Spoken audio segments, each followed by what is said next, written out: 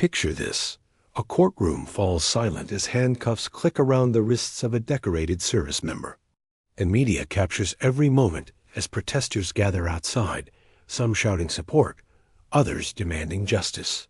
But what if I told you that the real story isn't about one dramatic moment, it's about the countless battles fought in silence, the discrimination faced behind closed doors, and the courage it takes to stand up when no one is watching? While the viral story of Lieutenant Commander Nia Briggs captivated millions online, the truth is more complex and in many ways more powerful. The fictional narrative may have grabbed headlines, but the real stories of women and minorities in military service reveal a different kind of heroism, one that doesn't require Hollywood drama to inspire change. Today, we dive deep into the authentic experiences of those who have shattered barriers, faced systemic discrimination, and fought for their place in America's most elite military units. From the groundbreaking achievements of Colonel Charity Adams, the first black woman commissioned officer in the Women's Army Corps, to the ongoing struggles documented in recent studies of women in special operations.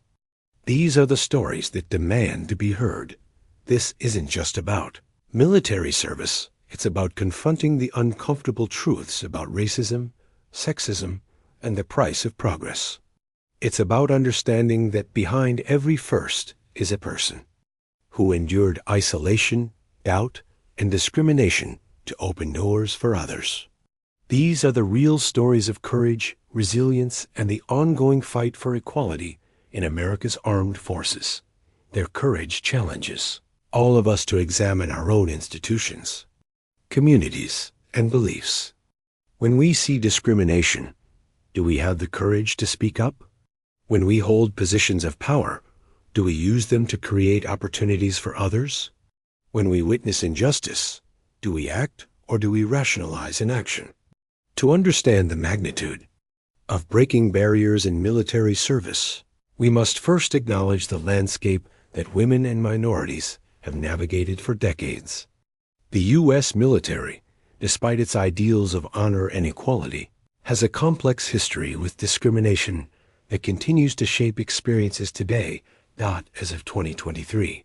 No woman has become a Navy SEAL, despite the community opening to women in 2016. First woman to successfully complete Naval Special Warfare training became a Special Warfare Combatant Craft Crewman, SWCC, in 2021, breaking through barriers that had stood for decades. But her success came after 17 other women had attempted and failed to complete the grueling training, a stark reminder of the challenges faced by those who dare to be first. The statistics paint a telling picture. According to recent reports, the breakdown of all active commissioned officers remains heavily skewed. 73% white, 8% black, 8% Hispanic, 6% Asian, 4% multiracial, and less than 1% Native American. These numbers reflect not just recruitment challenges, but the systemic barriers that have historically limited opportunities for advancement. The story begins in 1944 with Lieutenant Harriet Ida Pickens and Ensign Frances Wills, who were commissioned as the first African-American female Navy officers. Their pioneering service came during World War II, when the military was still segregated and women faced severe restrictions on their roles and advancement opportunities. Perhaps no story better illustrates the early challenges than that of Colonel Charity Adams, who became the first black woman commissioned officer in the Women's Army Auxiliary Corps in 1942. Adams faced a brutal landscape of discrimination.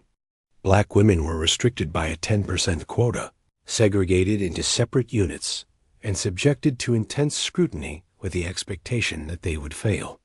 When she arrived in Europe to command the 6,888th Central Postal Directory Battalion, she recalled that U.S. military personnel could not believe Negro WSC officers were real. The cultural environment they entered was one of skepticism at best, hostility at worst.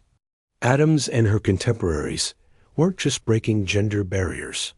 They were challenging deeply entrenched beliefs about who belonged in positions of leadership and authority. They faced what Adams described as racial prejudice and discrimination, but survived it with dignity, setting the stage for future generations. Fast forward to today, and the challenges persist in different forms. A 2023 study by the U.S. Army Special Operations Command documented blatant sexism faced by women in special operations, including sexual harassment, equipment that doesn't fit properly, and dismissive attitudes from male colleagues. One male operator told researchers, "Do you think they are pursuing career opportunities? Please, be honest with yourselves. They are looking for a husband, boyfriend, or attention." This historical context reveals a pattern. Each generation of women and minorities in military service has faced institutional resistance, personal discrimination, and the burden of proving their worthiness to serve. They've had to excel not just to succeed, but to survive. They've carried the weight of representation, knowing that their failures would be attributed to their gender or race, while their successes would be dismissed as exceptions. The military culture itself has been shaped by traditions of brotherhood, hierarchy, and exclusion. Naval special warfare communities have been particularly resistant to change, with documented issues of toxic leadership, lack of accountability, and a brotherhood mentality that protects the status quo at the expense of ethical behavior. Environment these pioneers faced was characterized by what one female officer described as an atmosphere where rarely was there accountability for SEALs who were drug abusers, serial philanderers, sexual harassers, or outright incompetent. The culture prioritized protecting the trident and those who wore it over maintaining ethical standards or treating all service members with dignity. The challenges weren't limited to official policies. They extended to everyday interactions that reinforced exclusion and inequality. Women reported being told they didn't belong, having their professional expertise dismissed, and facing retaliation for reporting misconduct. The message was clear. This was a space where traditional power structures would be maintained regardless of official policies promoting equality. Understanding this background is crucial because it shows that the barriers aren't just about physical standards or job requirements. They're about changing hearts and minds in institutions that have long prided themselves on tradition and exclusivity. The real story isn't just about who gets through the door, but about transforming the culture that exists beyond it. The moment that changes, everything rarely announces itself with dramatic music or slow-motion sequences. Instead, it often arrives, disguised as routine a training exercise, a performance evaluation, or a simple request for equal treatment. For the women and minorities who have challenged military norms, the incident represents the crystallization of years of smaller slights into a moment of reckoning. Consider the experience documented in naval special warfare communities, where women serving in support roles witnessed what they described as the most toxic environment of their military careers. One female officer reported how a SEAL officer told me, "You don't know what the F***K you're talking about because you don't have a trident," after she showed him a regulation. This wasn't just professional disagreement. It was a fundamental rejection of her authority and expertise based solely on her exclusion from an elite club. Perhaps no story better illustrates the early challenges than that of Colonel Charity Adams, who became the first black woman commissioned officer in the Women's Army Auxiliary Corps in 1942. Adams faced a brutal landscape of discrimination. Black women were restricted by a 10% quota, segregated into separate units, and subjected to intense scrutiny with the expectation that they would fail. When she arrived in Europe to command the 6,888th Central Postal Directory Battalion, she recalled that U.S. military personnel could not believe Negro WSC officers were real. The cultural environment they entered was one of skepticism at best, hostility at worst. Adams and her contemporaries weren't just breaking gender barriers. They were challenging deeply entrenched beliefs about who belonged in positions of leadership and authority. They faced what Adams described as racial prejudice and discrimination, but survived it with dignity, setting the stage for future generations. Fast forward to today, and the challenges persist in different forms. A 2023 study by the U.S. Army Special Operations Command documented blatant sexism faced by women in special operations, including sexual harassment, equipment that doesn't fit properly, and dismissive attitudes from male colleagues. One male operator told researchers, "Do you think they are pursuing career opportunities? Please, be honest with yourselves. They are looking for a husband, boyfriend, or attention." This historical context reveals a pattern. Each generation of women and minorities in military service has faced institutional resistance, personal discrimination, and the burden of proving their worthiness to serve. They've had to excel not just to succeed, but to survive. They've carried the weight of representation, knowing that their failures would be attributed to their gender or race, while their successes would be dismissed as exceptions. The military culture itself has been shaped by traditions of brotherhood, hierarchy, and exclusion. Naval special warfare communities have been particularly resistant to change, with documented issues of toxic leadership, lack of accountability, and a brotherhood mentality that protects the status quo at the expense of ethical behavior. Environment these pioneers faced was characterized by what one female officer described as an atmosphere where rarely was there accountability for SEALs who were drug abusers, serial philanderers, sexual harassers, or outright incompetent. The culture prioritized protecting the trident and those who wore it over maintaining ethical standards or treating all service members with dignity. The challenges weren't limited to official policies. They extended to everyday interactions that reinforced exclusion and inequality. Women reported being told they didn't belong, having their professional expertise dismissed, and facing retaliation for reporting misconduct. The message was clear. This was a space where traditional power structures would be maintained regardless of official policies promoting equality.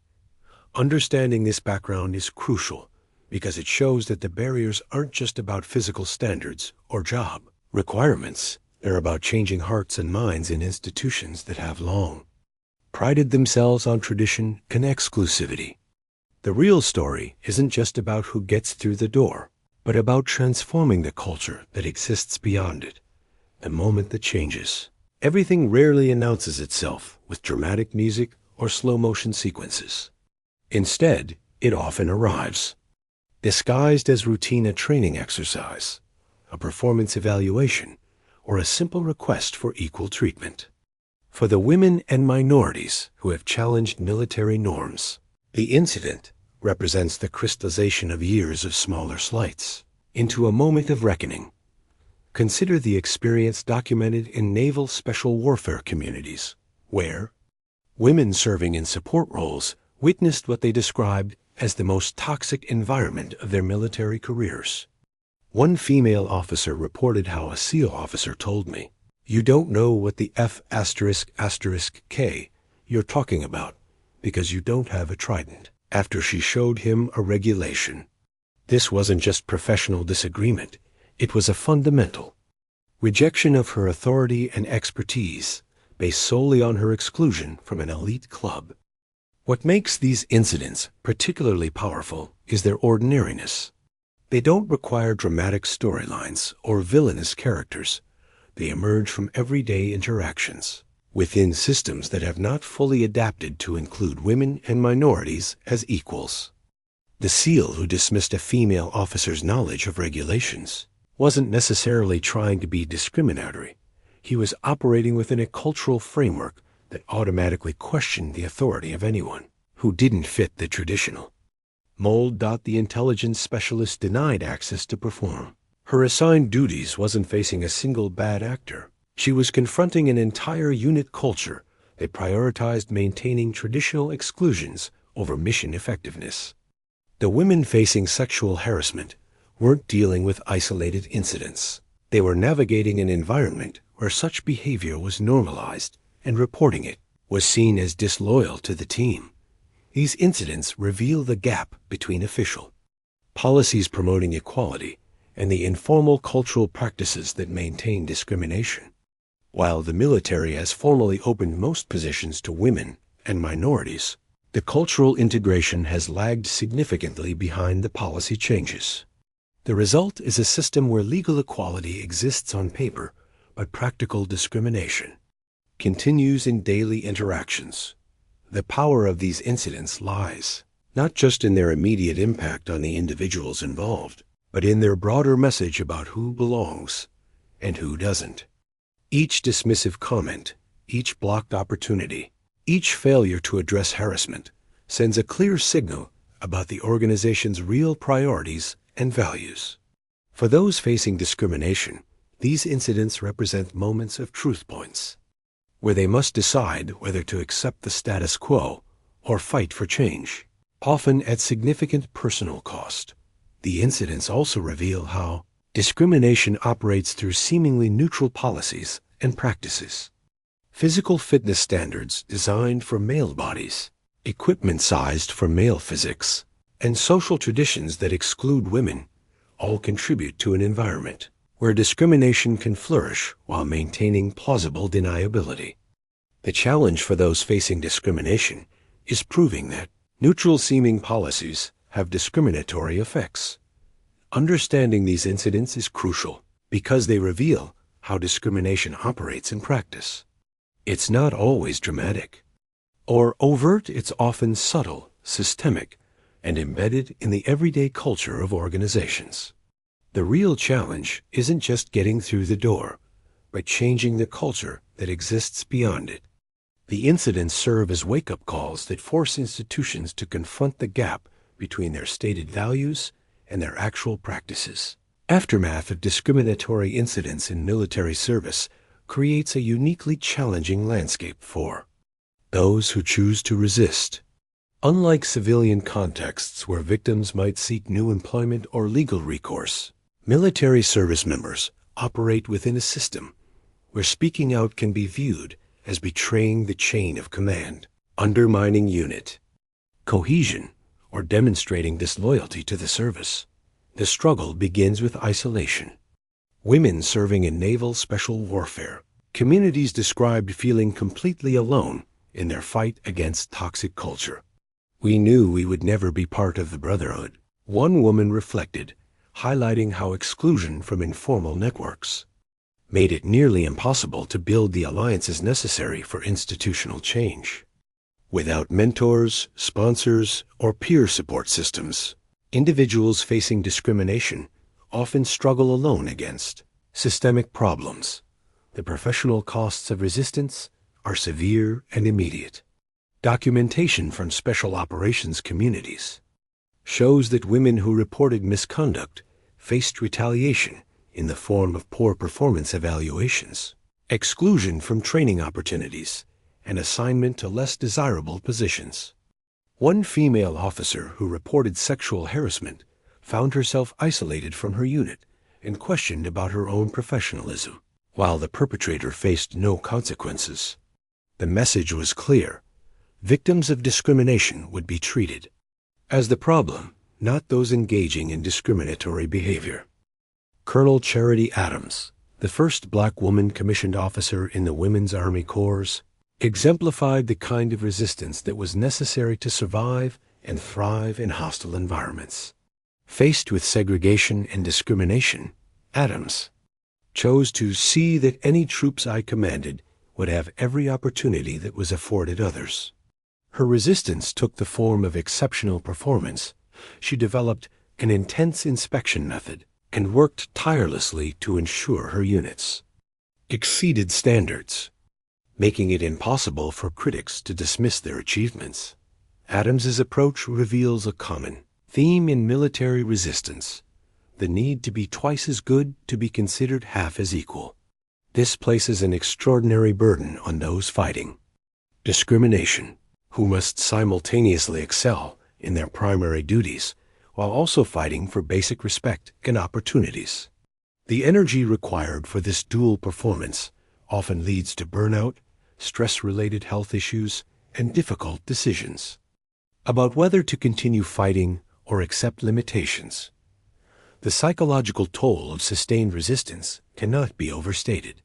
Current research on women in special operations reveals that women describe feeling constantly scrutinized, knowing that their failures would be attributed to their gender, while their successes would be dismissed as exceptions. This creates a state of chronic hypervigilance that is mentally and physically exhausting. The resistance strategies employed by military women and minorities have evolved over decades. Early pioneers like Adams relied primarily on individual excellence and quiet determination. They couldn't afford to be seen as complainers or troublemakers, so they channeled their resistance into exceeding expectations and proving their worth through performance.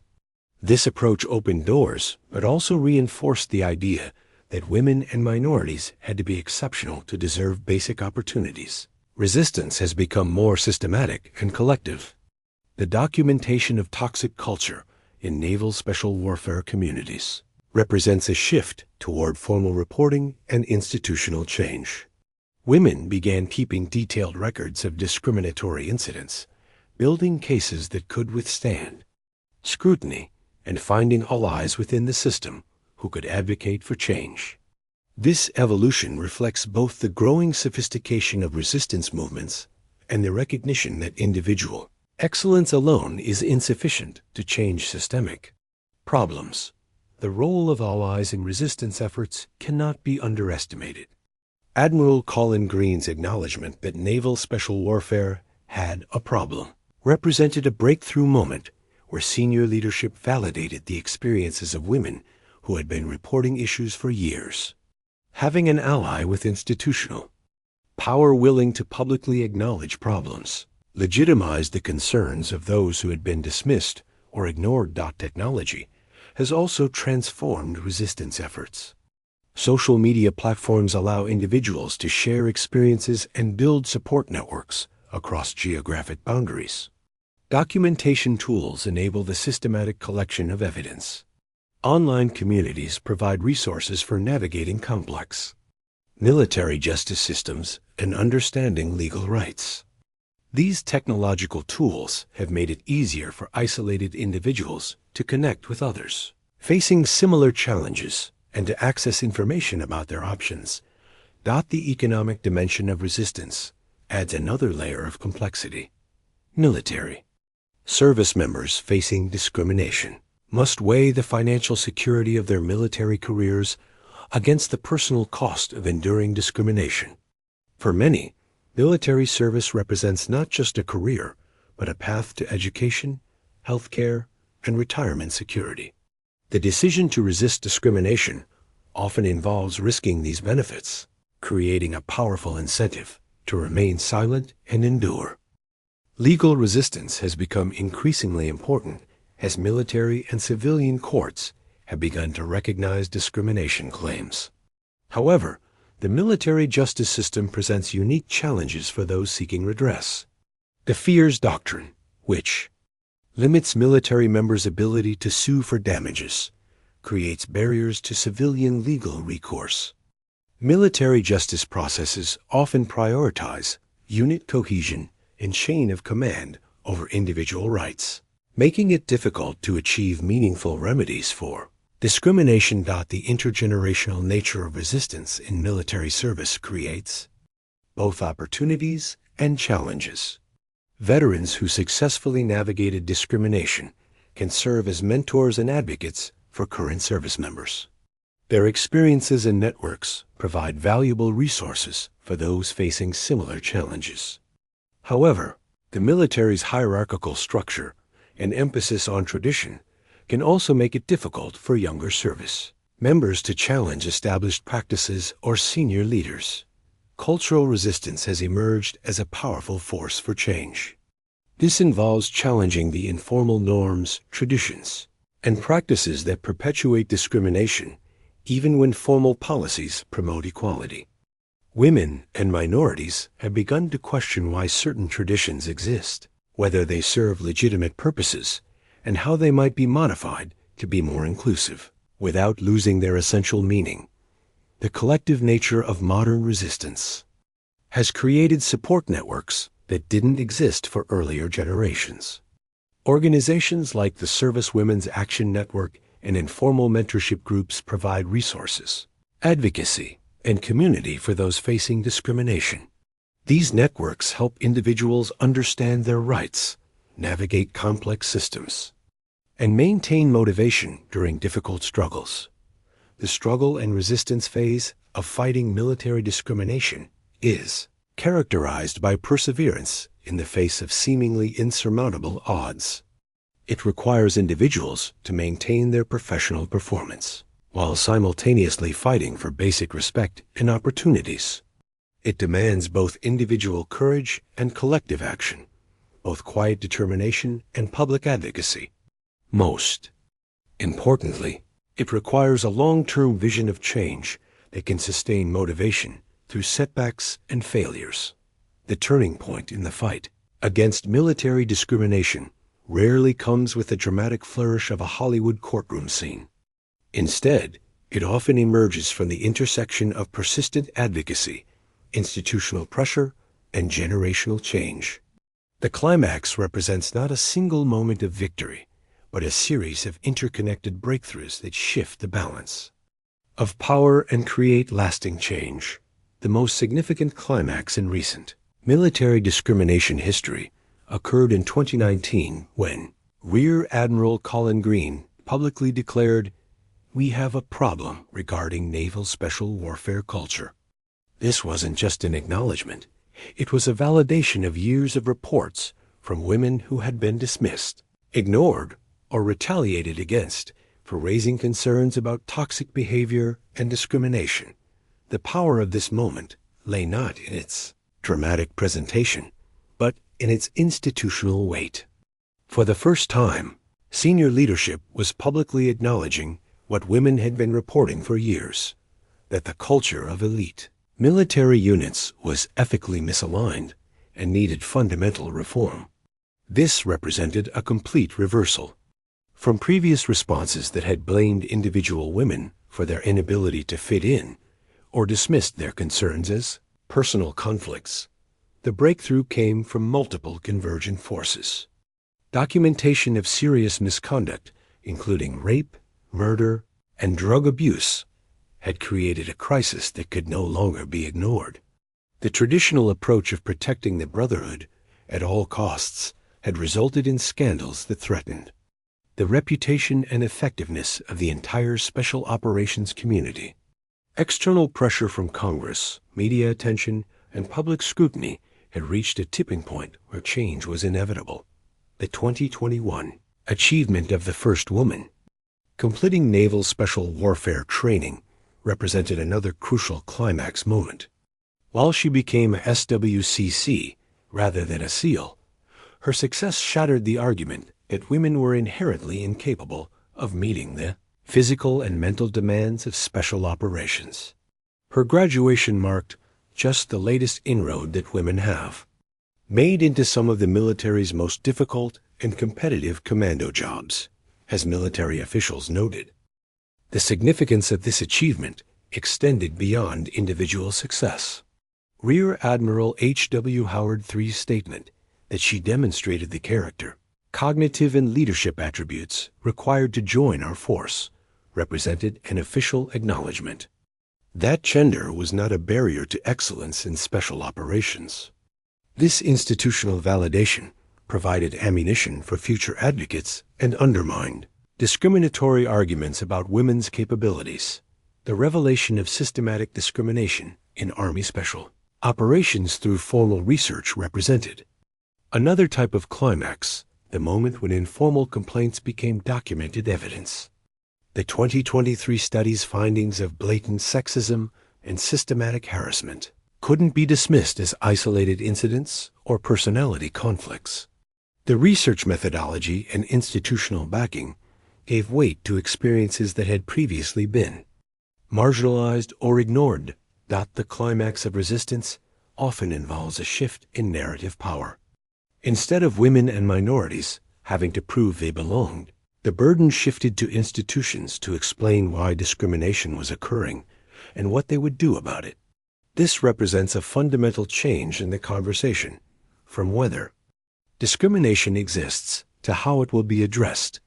The legal and policy climaxes have been equally important. Changes to military justice procedures, expanded reporting options for harassment and discrimination, and formal commitments to cultural change have created new frameworks for addressing problems.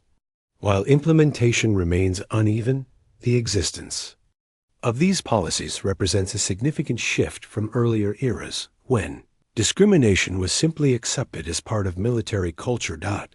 The generational climax is perhaps the most profound. Young service members entering the military today have different expectations about equality, respect, and professional treatment. They are less willing to accept discrimination as inevitable and more likely to challenge unfair treatment. This generational shift has created internal pressure for change that complements external advocacy efforts. The technological climax has transformed how discrimination is documented and addressed. Social media, smartphone cameras, and digital communication have made it much more difficult for institutions to hide or dismiss discriminatory behavior. The ability to instantly document and share experiences has created accountability mechanisms that didn't exist in earlier generations. The intersection of these various climactic moments has created a momentum for change that extends beyond any single institution or incident. The military's acknowledgement of discrimination problems has influenced broader societal conversations about workplace equality, institutional accountability, and the need for cultural transformation in traditionally male-dominated fields. The climax also represents a moment of validation for those who have fought discrimination for years. Women who are told they were being too sensitive or not tough enough suddenly found their experiences validated by official studies and senior leadership statements. This validation is psychologically powerful and provides the motivation necessary to continue fighting for change. The climax of military discrimination resistance is characterized by multiple simultaneous breakthroughs that create momentum for broader change. Senior leaders acknowledging problems, individuals achieving previously impossible goals, systematic research documenting discrimination, and generational shifts in expectations all contribute to a tipping point where change becomes inevitable. However, the climax is not an ending. It's a transition point where the balance of power shifts and new possibilities emerge. The acknowledgement of problems doesn't automatically solve them, and individual achievements don't eliminate systemic barriers. The real test of these climax moments lies in whether they lead to sustained change or merely temporary adjustments that allow discriminatory systems to adapt and persist. The resolution of military discrimination battles is not marked by credits, rolling, or victory parades, but by the quiet transformation of institutional culture and the gradual expansion of opportunities for those who follow. The true measure of success lies not in individual achievements, but in the systemic changes that make such achievements more common and less extraordinary. The immediate impact of acknowledging discrimination in naval special warfare communities has been significant. Following Admiral Green's declaration that we have a problem, the Navy implemented new training programs, revised accountability measures, and established reporting mechanisms specifically designed to address toxic culture. While the full implementation of these changes remains ongoing, the institutional acknowledgement has created space for continued advocacy and reform. Success of the first woman completing naval special warfare training has had ripple effects throughout the military. Her achievement has inspired other women to attempt special operations training, with 3 currently in the pipeline, 1 for SWCC and 2 attempting to become SEALs. More importantly, her success has forced all special operations communities To confront their own barriers and biases, the broader military has begun to recognize that the integration of women and minorities into special operations is not just about fairness, it's about operational effectiveness. Modern conflicts require diverse skills, cultural competencies, and perspectives that homogeneous units cannot provide. The tactical advantages of having women operators for certain missions, particularly in cultures where male soldiers cannot interact with female civilians, have become increasingly apparent that the long-term impact on military culture extends beyond special operations. The visibility of discrimination issues in elite units has prompted broader conversations about culture, accountability, and leadership throughout the military.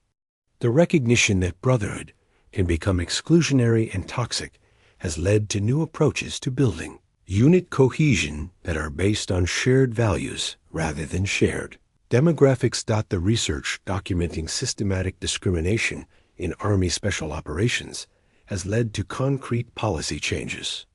The Army has committed to developing properly fitting equipment for female operators, addressing one of the most basic barriers to effective performance.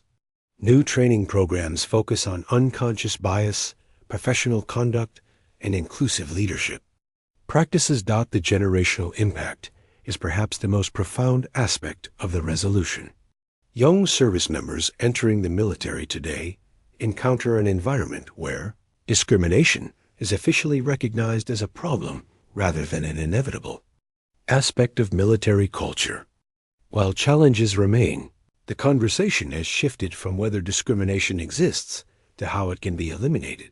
The mentorship and advocacy networks that have emerged from these struggles represent a lasting infrastructure for change. Veterans who successfully navigated discrimination now serve as mentors, advocates, and resources for current service members. Organizations like the Service Women's Action Network and the Military Child Education Coalition provide support systems that didn't exist for earlier generations.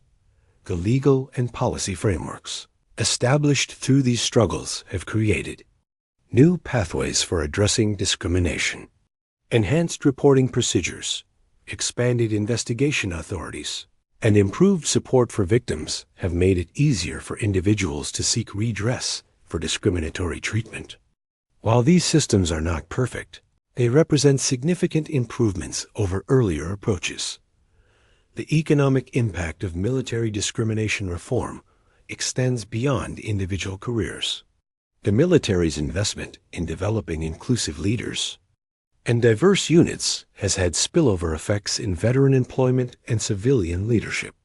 Companies increasingly recognize that military veterans who have successfully navigated diverse environments bring valuable skills to civilian organizations.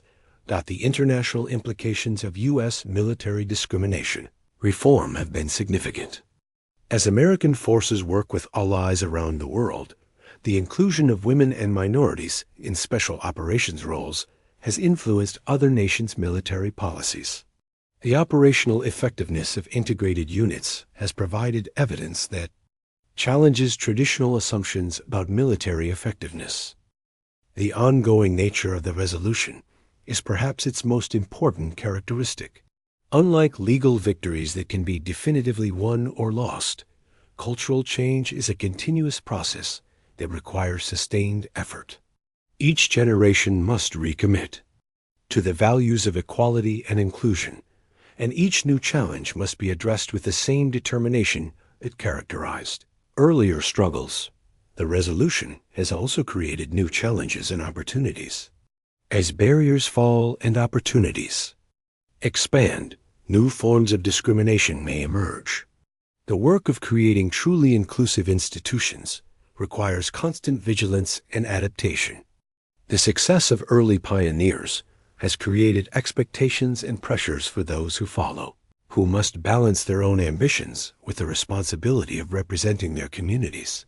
The resolution of military discrimination battles is measured not by the absence of all problems, but by the presence of systems and cultures that can identify and address discrimination when it occurs. The true victory lies in creating an environment where future service members can focus on their missions, rather than fighting for the right to serve. The story of military discrimination and resistance reveals uncomfortable truths about American institutions and the price of progress. While the fictional narrative of Lieutenant Commander Nia Briggs may have captured our imagination, the real stories of Colonel Charity Adams, the unnamed women fighting in naval special warfare communities, and the current generation of female special operators carry a weight that no dramatic script can match. These stories teach us that progress is not inevitable. It requires individuals willing to endure isolation, professional risk, and personal sacrifice to challenge systems that exclude and discriminate. They show us that institutional change happens slowly, often across generations, and requires sustained pressure from both inside and outside the system. The lesson is not that discrimination has been eliminated. The 2023 study of women in Army Special Operations makes clear that significant challenges remain. Instead, the lesson is that change is possible when individuals have the courage to speak truth to power and when institutions are willing to acknowledge their failures and commit to reform. The real heroes of these stories are not the fictional characters who capture headlines, but the quiet professionals who choose to serve despite facing discrimination, who mentor others facing similar challenges, and who work within imperfect systems to create opportunities for future generations. Their courage challenges all of us to examine our own institutions, communities, and beliefs. When we see discrimination, do we have the courage to speak up? When we hold positions of power, do we use them to create opportunities for others? When we witness injustice, do we act or do we rationalize inaction? The fight against discrimination in military service is not a distant historical narrative.